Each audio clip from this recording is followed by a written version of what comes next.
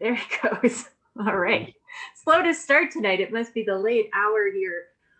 Welcome, everybody, to our Coffee with Doc. It is May. It is springtime. We are so excited to be here. As you've probably been following along the last few months, we've been working hard on digitizing some of our GEMS magazines that were donated by Tom Dick. And we have the team assembled tonight. So we are going to talk a bit about preserving publications, preserving the legacy of very important authors that have published in those publications, and kind of where we hope the collections will go in the future. So I'm going to turn it over to these guys. Lots of information. If you have questions, drop them for us in the comments, and this should be a fun one. So grab your coffee. Let's go. Good evening, everybody. We are one person short of our conversation. We were going to have John Washko with us this evening, but he unfortunately was in a cath lab yesterday, I guess, and had an AMI while he was in the cath lab. So he is on the mend at the moment and won't be joining us. What I'm going to first do, I said very carefully to all these gentlemen a little while ago, was the first thing I want each of you to do is introduce yourselves to everybody, because we've undoubtedly got a bunch of younger folks listening in who don't know who any of us are. So let me start with you, Keith. Why don't you give us a little introduction as to who you are, what your background is, how you got here, and what we're doing together. All right. Thank you, Dick. First of all, I want to just say, John Washko, I just want to wish you best and hope you're doing well. I know you're going to be watching this. So John is a very special person, very special to Jack Stout, and we wish him Godspeed. So my name is Keith Griffiths. I am the founding partner of a company called the Red Flash Group right now, and it does marketing and communications for the public safety markets. I'm proud to say that First Watch has been one of our clients for 20 years. And we're celebrating our 20th anniversary next month as well. A lot of you may have remembered GEMS, the Journal of Emergency Medical Services. And I was the founding editor with Jim Page as the founding publisher of that magazine. Back in 1979, we actually published the first issue in March of 1980. Prior to that, I was an editor for Emergency magazine, which was published by a company called Dynamed, which was run by a guy by the name of Glenn Hare. And if you've ever heard of the Hare traction splint, Glenn was the inventor of that when he was a cop in San Diego, and he went on to create a medical device and distributor company, and he wanted to advertise his products, and so he created something called Emergency Product News, which turned into Emergency Magazine. So delighted to be here, Dick, and relive some of that history. Great, thanks, Keith. Rob, why don't you give us a little bit of your background? Well, good evening, everybody. And first of all, John, I know you're watching, and get well soon, mate. And I just have to tell a semi-funny story about John, that John, as you know, gave us an email today to let us know what happened to him. And in typical John fashion, the email was in 3 paragraphs. The first paragraph was what happened to him, and the second and third paragraphs were John's talking points for this evening. So John, thanks, mate. We'll try and incorporate that into the conversation. Good evening, everybody. My name is Rob Lawrence. I have a number of jobs, actually, and I'll sort of just go around the country and tell you what I do.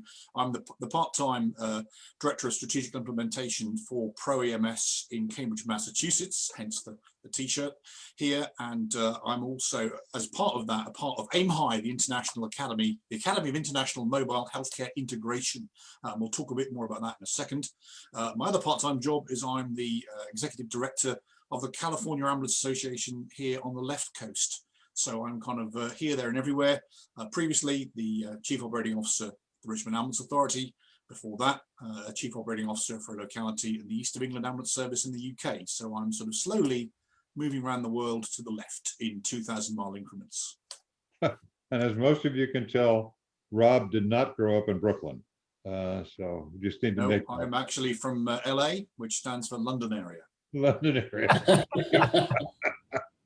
And The last person in our group tonight is Todd Stout, who joined us, how long ago? A month ago, Todd? Seems right. About that? Yeah. Yep. A little bit of background on you, Todd, and then we'll get into the meat and potatoes. Great, thanks very much. So my dad was Jack Stout. That'll come up in this conversation. I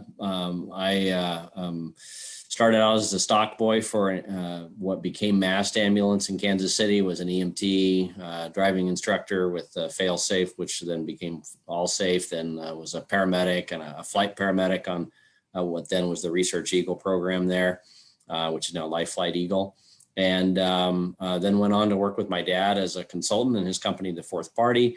One of those major projects was Oklahoma City, which became part of EMSA.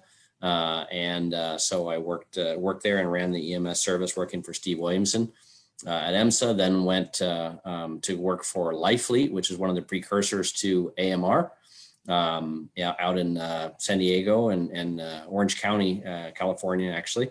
And that's how I migrated my way from the Midwest over to Miami briefly, and then to California. And once I got there, I never wanted to leave, so I've stuck around. And after Life Fleet sold to a company called Caroline, I went to work for Tritech Software Systems. So I kind of got out of the direct EMS provision into working on software for EMS agency, and kind of became a nerd late in life. And started my own company doing reports and reporting, which evolved into First Watch. Left Tritech in 1998 and went out on my own. And First Watch is now about 60 people. About half of us are from public safety, mostly EMS. Our customers, we monitor data from CAD, ProQA, electronic patient care record, look at data, and just a crap ton of things with it. But our customers cover about 48% of the population of the US and about 20% of the population of Canada. So we're very, very lucky, and super excited to be here and talk about how we can support the National EMS Museum, and proud to partner with Aim High to do that. And I'll say thanks, John. Sorry you couldn't make it here. We can talk about you, and you can't really talk about us, so that's pretty cool. And also like to give a quick shout out to Tom Dick for donating his magazines, the ambulance load full of full of Tom's basement, which may only be rivaled by AJ Heitman's basement as we go through that. But super excited to be here. Yeah, we need to put into context what you mean by the ambulance load. The way the stuff was transported to where it's being digitized was it was actually loaded into an ambulance and transported by ambulance. So yeah, we are in the process of getting it digitized. So, and I have to break in to say that on the Facebook live stream, John is watching, and so he does have a right to report via the comments box. Excellent. Well, you tell John that I've got all of his notes right in front of me. I printed those out. He can hear you right now, sir. And it's interesting. You're absolutely right, Rob. The paragraph at top is about 2 inches. The paragraph for the rest of the thing is a page and a half. So yes, he jumped right into it. He wasn't going to be kept out of this entirely. So anyway, let's put some of, I remember EMS Advisory Council meetings when I was down working in South Florida and doing EMS education. I'd go to the quarterly EMS Advisory Council meetings, and periodically Jack would show up and talk about stuff. And people would freak out sometimes because, right? Am I right, Todd? Because he was talking about stuff that didn't fit quite the model some people had in mind. So let's talk about how the boat got rocked. And I'll let any of you pick up the ball and run with this, but let's talk about the efficiency in EMS as contrasted to the efficiency of industry, and how Jack began to recognize that there were some things industry was doing that might be adopted by EMS, but kind of was a tough sell in the beginning. So who wants to jump in on that one? I've got a question for Todd, actually. So I think one thing that was interesting when I read about Jack's obituary and I learned more about his background was how he got into EMS in terms of he was an economist. So Todd, how did he get into EMS in the first place? It's a great question. He and his business partner at the time had been working for basically state public health agencies. And a lot of what they did was go around and I guess investigate and when appropriate, shut down terrible mental health facilities. And so a lot of times back then, some of those were very good and some of them were very, very, very bad. And they would find people in cages and, never been cleaned up and defecating on themselves and things like that. So he did that. And so that kind of got him connected with state health departments. And when the 5 different EMS models were created to sort of try different things in EMS, the state of Arkansas was its own model, and they put him in charge of that. And that was before 911, really before ALS, or it's just right at the beginning of all that. And he was tasked with trying to, effectively almost create a statewide something out of what then were mostly mortuary, funeral home based services that, literally could make more money if you were dead than they could make if you were alive, and really did a lot of work there. He worked with Governor Bill Clinton when he was a governor there, and that's kind of how he got into the EMS side of things.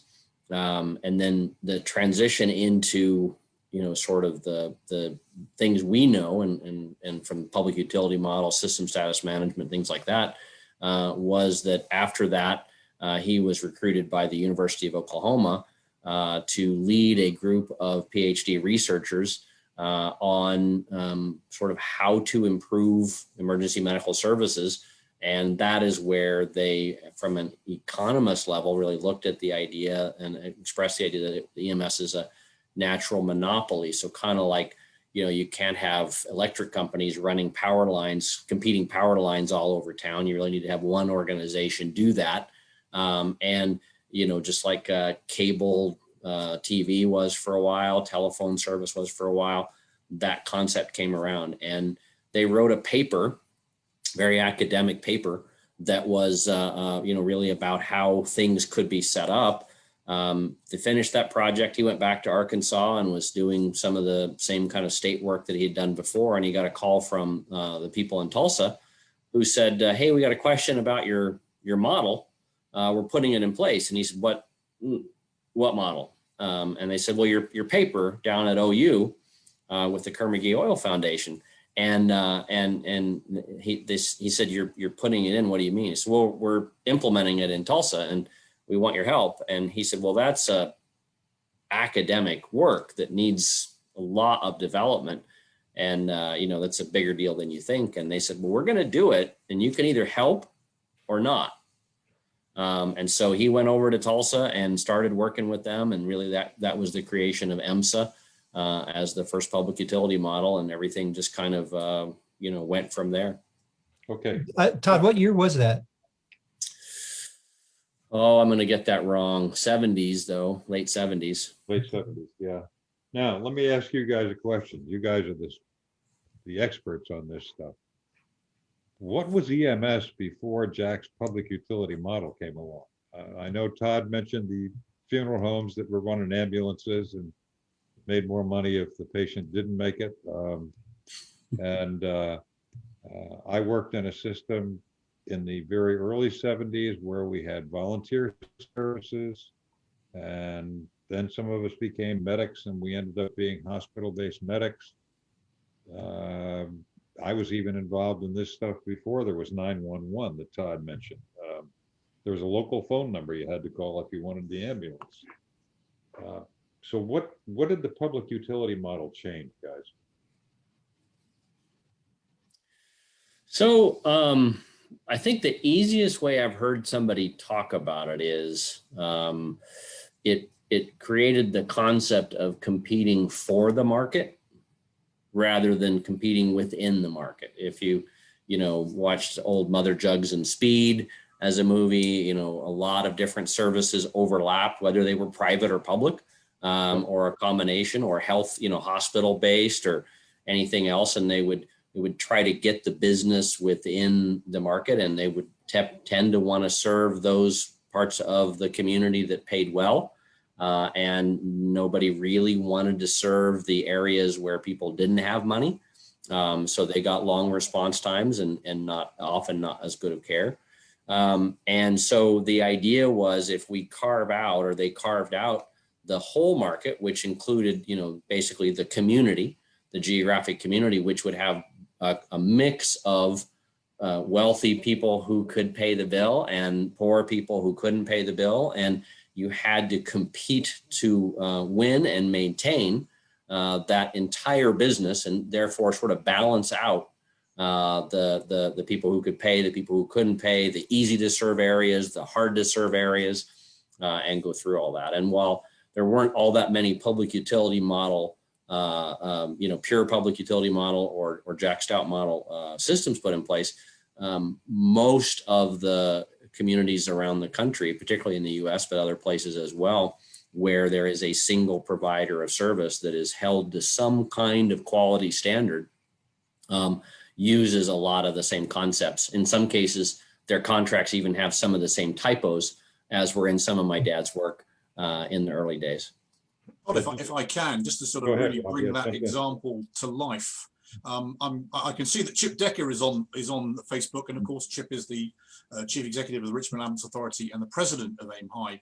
But if I can tell the Richmond story, of which I was a part for 10 years, and this is sort of where the public utility model and Jack's principles, and of course the organizational work of people like Jay Fitch came in to create the authority. And the reason it came into being was exactly as you described. In the city of Richmond, there were a number of ambulance services. And depending on your socio-economic zip code, if you like, if you called, you may have got a response because you could afford to pay. Sometimes if you called, if you're in the wrong zip code, you didn't get an ambulance response because there was no income there. And therefore, it created a sort of almost a two-tier system in the city. And so therefore, bringing these high-performance principles, bringing in the principle of the public utility model to create a system that doesn't care whether you can pay, because there is an efficiency in the system. There is a subsidization from the city that pays for those that don't have that full range of healthcare insurance products. But then it creates a one-size-fits-all stable platform for everybody. And of course, that's then based on economy, efficiency, good practice, and of course, world-class EMS. And so that's really where the public utility models came in as a sort of third service to really bail out those cities where there was something that was quite honestly awful and really, not what the public needed. Yeah, the other thing I've just observed, having lived through this, we went from a very concentrated focus for the delivery of EMS to more of an area-wide focus. When I saw this happen in northeastern Pennsylvania, we went from the local service taking care of the local community to a service that was dispatched by the county and took care of whoever needed help. And mutual aid came into play, and regional contracts came into play, and so on. So it was a process. And a painful process during some of the time that it took place. Keith, you were in the publishing business at the time. What kind of stuff were you guys hearing or reading during that period of time while this change was taking place? I'm going to go back to one of your earlier questions first, Dick, and you were asking about, well, how was EMS being done, back in the 70s? And I just want to relate, my partner, Jim Page, was at the LA Fire Department when the TV show Emergency came out in the early 70s. And that introduced the idea of the firefighter paramedic, to the country. And so a lot of communities wanted to copy that model, or they wanted to have paramedics. And there was interest in the fire service then in getting, or some interest in getting more involved as well. And Jim went on to become an attorney. He was the EMS, the state EMS director in North Carolina. And he was, and by many, considered the father of modern EMS.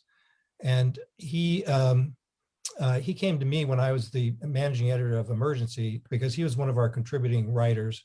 And he was a great writer and speaker, but he came to me in 1979 and said, Keith, I think we need to start a magazine that really addresses some of the big issues and challenges that are facing our industry. And the whole concept of public utility model and the concept of public policy that creates the right incentives and everything else was very much on his mind when we started GEMS. And the first issue was March of 1980. And then a couple months later, in May of 1980, Jim and I published the first article that Jack had written, to my knowledge, for public consumption. Todd's nodding yes here. That was a three-part series. I remember when Jim came to me and said, Keith, look out for this series of articles that's coming from Jack Stout, this fellow that I knew, who was doing some really remarkable things. And so it was a long article. So we divided it up into 3 pieces running in consecutive months.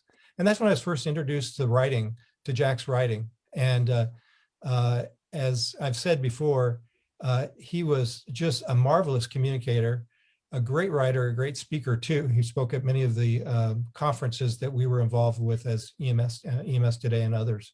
But one thing that was interesting, I remember the cover of that issue of GEMS, May, and I think that the archives will reflect this, and anybody who wants to go and see and read that original article will be able to go to the archives and be able to pull that up and see it as it was originally presented, and actually be able to use it for their research and for their study. But the cover image was of a giant finger pressing into sort of a pipeline of different things that would react to a hydraulic system. And it was, public policy, subsidy, response times, quality of pay, of patient care. And there were all these things that as a community, you could decide, how you wanted these things to happen, but it was your decision as a community and your policy that would affect and impact how EMS was done. I was just kind of honored to be a part of that process, over 40 years ago. Cool. You mentioned Emergency. I think I better mention that on May 14th, Randy Mantooth is going to be doing this with me. And I know that those of us that worked EMS back in those days saw the impact of that show in terms of the number of young people that wanted to join our profession. It was incredible. But I was with a co-author of mine last weekend. We were finishing off some videos on a diving medicine training series we're doing. He's an emergency physician that spent 30 years in the Navy, diving medical officer, boarded in emergency medicine. And he was telling me that a tremendous number of young doctors became destined to become doctors based on seeing that show as well. So that was something I was totally unaware of until last weekend, that even physicians were pushed to move into emergency medicine because of what they saw at Rampart General. So it was kind of cool. So we've got this public utility model. Changed EMS dramatically. I mean, we went from little fiefdoms here, and here to everybody was taking a look more globally. Then I recall a conference where system status management was introduced.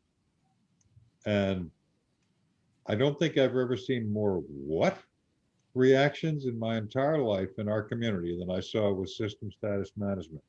Rob, do you want to touch on system status management and explain what it is and why it was so revolutionary?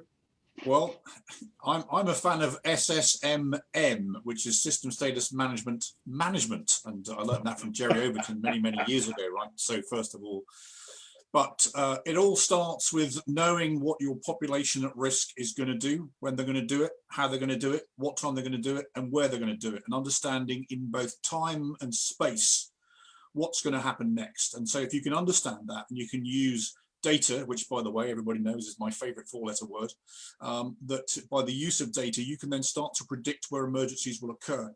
Yep. And so if you can then deploy the right resource to the right place in the right time, then the distance between you and that emergency is going to be absolutely minimized. And that's good for a number of reasons, not only just the short response time, and of course, politically, we are all beholden to response times, but also from a safety perspective, of course, you're not running on lights and sirens for that greater length of time. It becomes actually safer for those that are responding. You don't create extra casualties. And so the system status management, the art of it is really the art of taking your data, comparing it into time and space, and then creating a plan.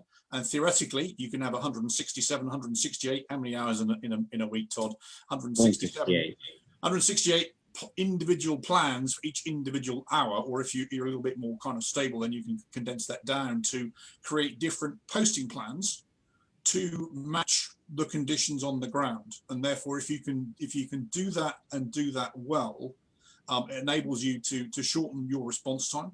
It also enables you to have the right amount of resource on the street when you need it. Now, I've just written a big article in EMS1 today, in fact, where I talked about the economies and the shrinking public sector purse that's occurring right now.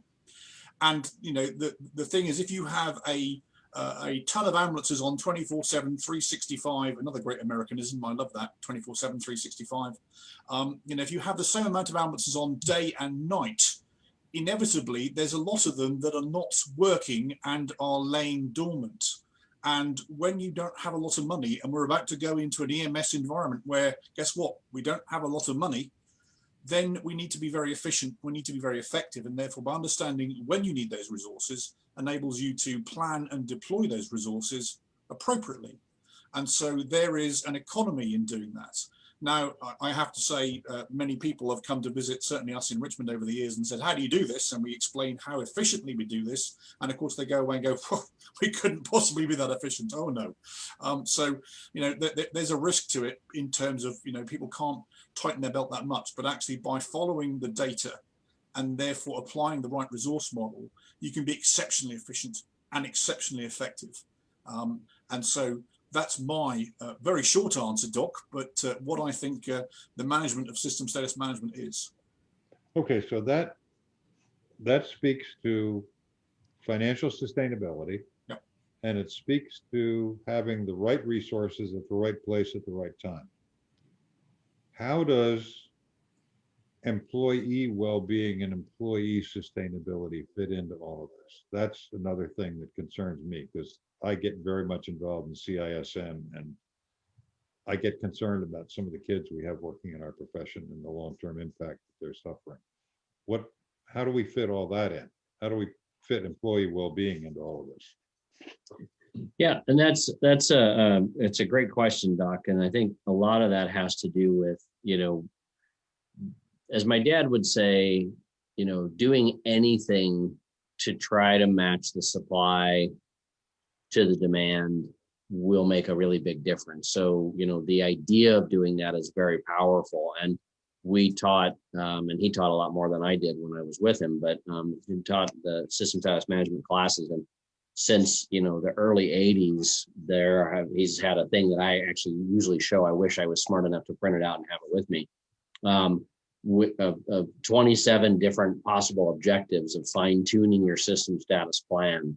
And one of them is improve productivity, and another one is improve response times.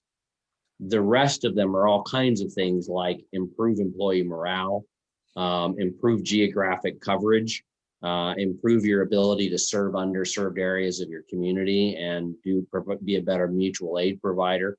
All kinds of things. But what happened was people would go to these classes, they would come back, they would start to apply the very basics of moving ambulances around when things were happening. And essentially, it was so successful to just do anything to try to match supply and demand, they would think, hell, I got it. I'm like an expert of system status management. And they would only have implemented the first sort of most basic part. And Right. the people that did the best work were the ones that realized that you needed to take care of your people. My dad later on had to write an article that was in GEMS called "How Much is Too Much," related to system status management, because everybody was focused on just, productivity. I worked in Kansas City as a medic, and we would work long shifts, and we'd spend more time driving to posts than we ever spent on calls. And I'd be tired at the end of the day, at the end of my shift, from just driving around. And so it really took, it was harder to do good system status management that actually took care of your crews. And it was a more complex kind of situation. But and even today, one of the most popular things we do with First Watch is we have what we call live workload report that literally lets dispatch or even field supervisors be able to look and see not only how busy crews are from handling calls, but what I call sort of the bother time. You're not on a call, but you're also not on your own. You're moving to a post, you're doing cleanup, you're doing something else that means you're not resting. And so really good systems will watch that live in real time to be able to try to balance out and move units to quieter places. If I've got a call that doesn't need the closest unit, send the next closest unit if they're not as busy, and actively try to take care of their crews. So it's like anything else, it's harder to do the right thing, but it's still the right thing. So then in terms of implementing system status management and the public utility model, we're also treating our personnel as a resource that needs to be properly managed. Yeah. And one of the ways my dad, as an economist, really believed in the power of the market. And so when you look at the public utility model contracts that he did in Oklahoma and Kansas City, Fort Wayne, Indiana, Pinellas County, Florida, there were MedStar, was what was called a fail-safe franchise model, which was similar. They actually got more points for quality, and quality included wage. It included productivity levels. It included all kinds of things to make the ambulance, for example, more comfortable. To put really good seats in an ambulance got you more points than really crappy, cheap seats. And back in the day, actually trying to get little TVs in the seats because they knew that you were going to be in that ambulance more than you otherwise would be. But that was his ability to, or his rationale behind it is he would design almost like ecosystem. John Becknell and I were having a conversation about this the other day. And what my dad was really good at was designing this kind of ecosystem that everything worked together in a specific way. And the public utility models that have lasted over time, part of what they did was they didn't tweak it a whole lot. They realized that changing one thing would have a butterfly effect other places. But that idea that you have to take care, and to me, it's really simple management. When I was running Oklahoma City, I had an old HR guy who, one of the things he told me, decades ago was your employees treat your customers, in our case, our patients, the way you treat your employees. And if you beat the living crap out of your employees, then they're not going to have a great attitude when they're picking up a patient at a nursing home. They're not going to have a great attitude when they're picking up a patient off the street. And so all that just, to me, fits into leadership. Yeah. And Todd, that actually, John just put a comment in the notes here. And, this all comes down to culture. And actually, it doesn't matter whether you're a high-performance EMS system, whether you're a station-based system, the culture that you create and you foster and you nurture in your organization is the key to success. Leadership is absolutely essential. The culture of safety, and dare I say now, the culture of safety and wellness are absolutely more important now than they've ever been, particularly after the last year of EMS being on the front line, as Gary Ludwig would say, at the tip of the spear.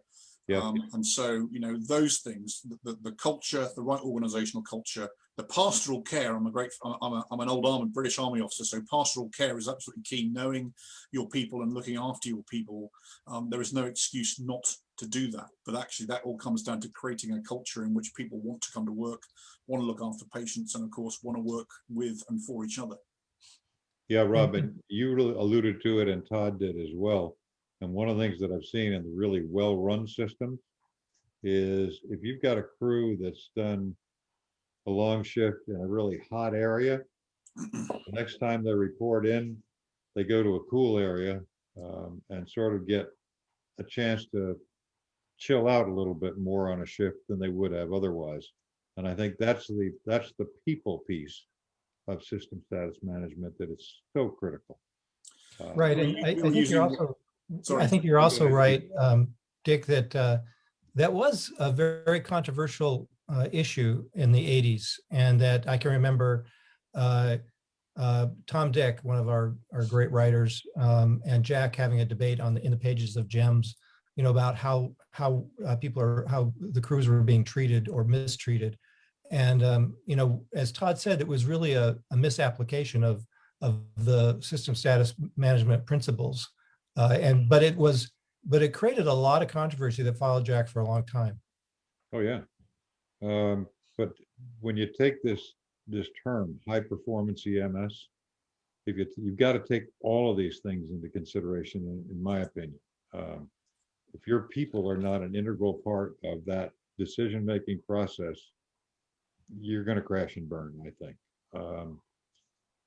Gentlemen, this has been terrific. Now, who would like to give some wrap-up comments here? Because we generally spend about 30 minutes on Facebook and then sort of do a wrap, but I'd like you all to see if you can put this thing in a nice ribbon for me before we go. Can I just talk about? Go ahead, Rob.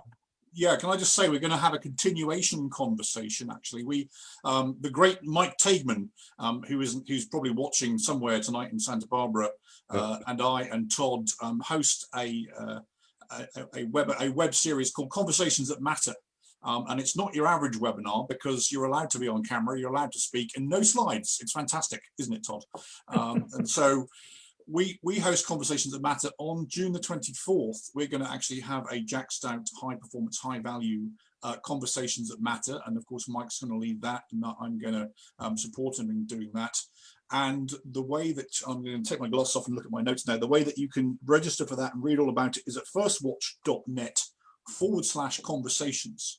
And so we'd love you all to join us for that as we continue to talk about, you know, some of the more technical aspects. And hopefully, John, get well soon. Come and join us. We're looking forward to that, you coming and joining us. And so let me repeat that, Rob. Wait a minute. Let me repeat that. It's go to firstwatch.net/conversations. Conversations. Yeah. Yes.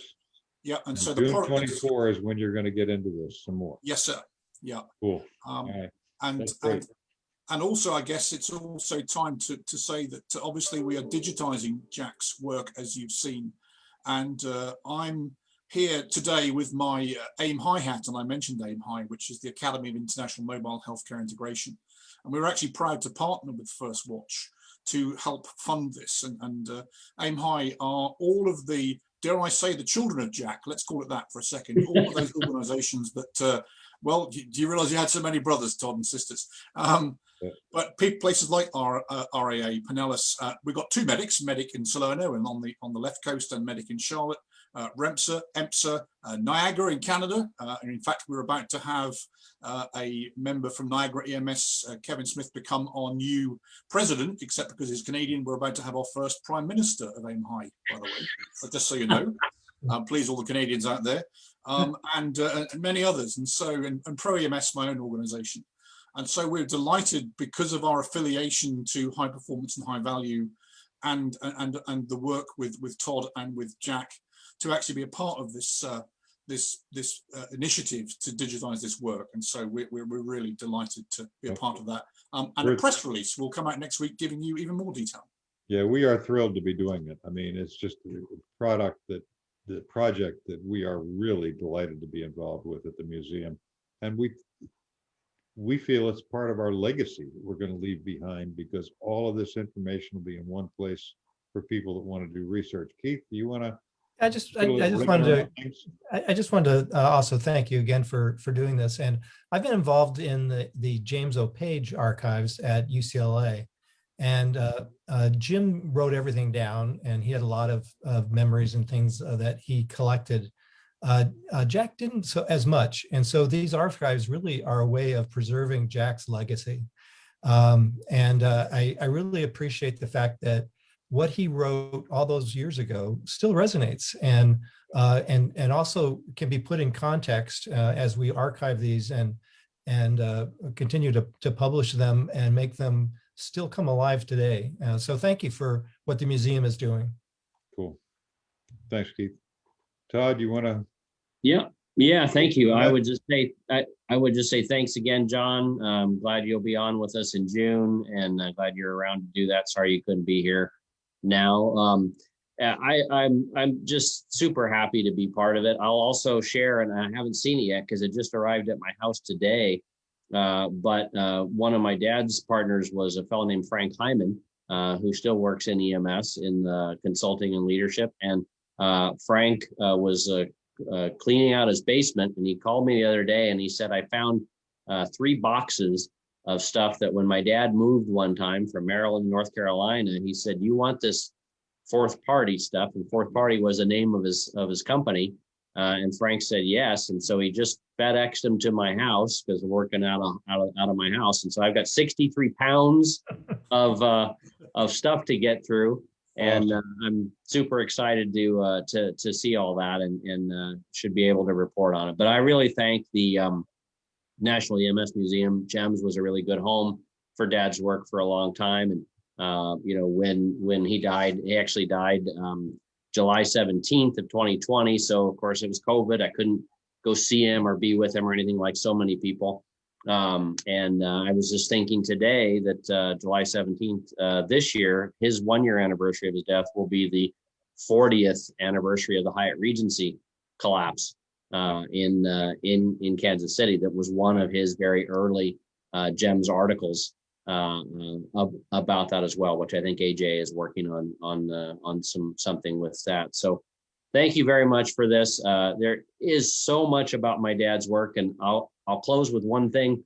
Jay Fitch was very kind to Dad and gave him a Lifetime Achievement Award and really supported and continued on a lot of his work. And we were at a Pinnacle conference, and somebody said something about, well, Jack, with the response times, and it was you focused on cardiac arrest and his 8-minute response times, and it's just that we know so much more now, and most calls don't need that, and time doesn't matter. And Jack, my dad looked at him and he was really nice about it. He was quiet for a minute, and he said, well, hell, I did all that about 35 years ago. I can't help it if you guys haven't come up with anything better in all this time. That's not my problem. A lot of his work is a foundation for us to take forward. John Washko is doing a ton of that. I know he's just dying, so to speak, to not be able to be here. But thank you all, and it's a lot of fun. Well, judging from what Rob said earlier, I think John is here with us tonight because he's pulling the strings, have no doubt.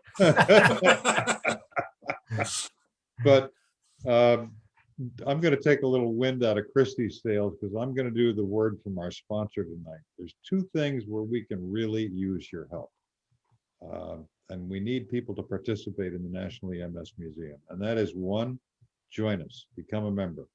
Even if it's just a small piece, it will help us absorb the cost of some of the things that we are trying to preserve permanently, so that years after all of us are gone, folks will have the resources to come and look and see where they came from and how we got here.